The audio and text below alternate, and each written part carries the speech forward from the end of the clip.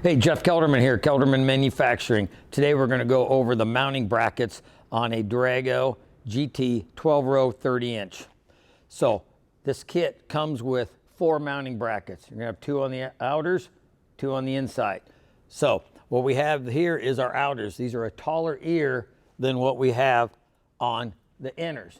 And because this is tapered here on the inner, there's a little tab welded in here, and what that does is that keeps that flat on here. So on the outer mounts, you can either go over the first snout or the second snout.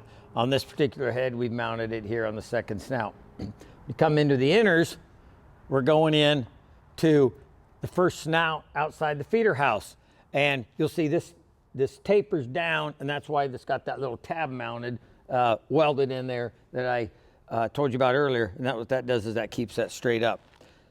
The nice thing also about these Drago GT heads is it's easy to mount the chain hangers. So you got 4 chain hangers on this, and they're just a little piece here, and it comes with a 3/4 inch bolt. Now you can use a smaller bolt if you don't want to drill a 3/4 inch hole. So these Dragos are nice because they got a nice 1/4 inch lip all the way across the bottom of the head. So all you do is you go straight up to your mounting bracket, you come down to where the chain's going to go, you drill your hole. This guy here's decided to use a 5/8 bolt, drill your hole, tighten her up, and your chain hanger's ready to go.